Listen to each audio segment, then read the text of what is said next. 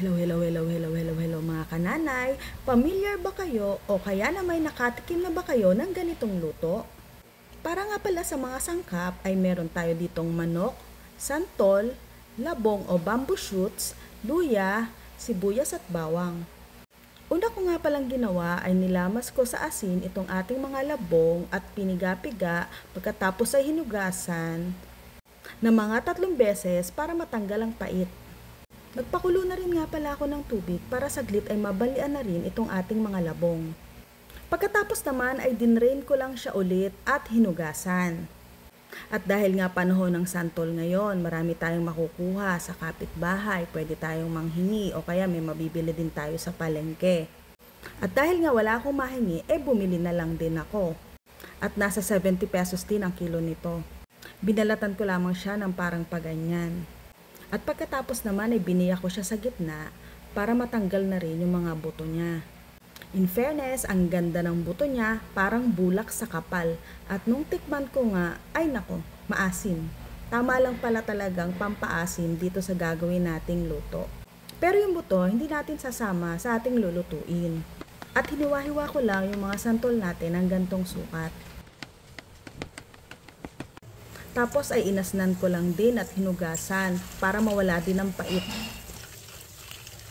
Umpisahan na nga nating magisa, unahin natin tong luya. Sunod naman natin tong sibuyas.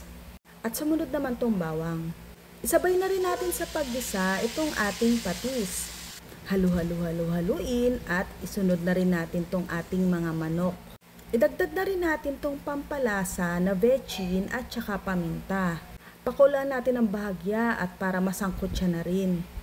After few minutes at tansya mo na sangkutsado na tong manok mo ay isunod mo na din sa pagpapakulo itong labong.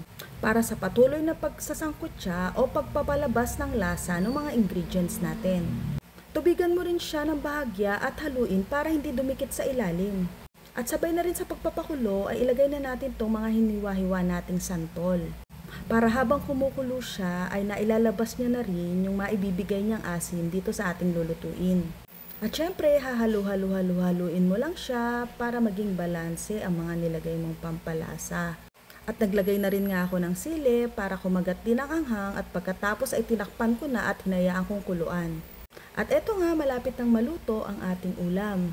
This time, tikman mo siya kung tama na sa iyo yung alat, yung asim ng santol, o baka may hinahanap ka pang lasa, pwede ka magdagdag, pwede ka magbawas, pwede ka ring magdagdag ng sabaw pa kung gusto mo. Pero para sa akin ay okay na tong sabaw na to. Para intact pa rin yung lasa niya, yung linamnam ng katas ng manok, yung nilagay mong mga aromatics, lasang-lasa talaga. O ayan, at ito'y luto na nga mga kananay, tara't samahan nyo na akong kumain. Kumuha na kayo ng kanin dyan at tayo mag-umpisa na. Siyempre sa pampaganang kumain, hindi mawawala ang sili dyan. Nilagyan ko na nga lamang siya ng sabaw nitong niluto natin kasi hindi na kailangang magpatis para sa akin. Tamang-tama na yung timpla niya. Ang hinahanap ko lang naman ay yung anghang. So habang kinakain ko nga siya ay ninanamnam ko siyang mabuti. Para sa akin, tama lang yung pagkakaluto ng labong at nung manok. At yung asim na naibibigay ng santol ay may kakaibang lasa. Ibig sabihin, hindi mo siya makukumpara sa asim ng sampalok. Pero ay day, pag nagdeposito ka naman sa banyo, ay nako, alam na alam nung kasunod mo na kumain ka nga ng santol. Pero kung sa sustansya at sustansya din naman ang pag-uusapan, ay marami kang makukuha sa ulam na to. Protina na galing sa manok at sa labong. Fiber mula sa santol at sa labong na nakakatulong sa pagtunaw ng mga kinain natin. At marami pang iba. Yun lang, maraming salamat sa inyong panonood. Hanggang sa susunod na food trip. Paalam!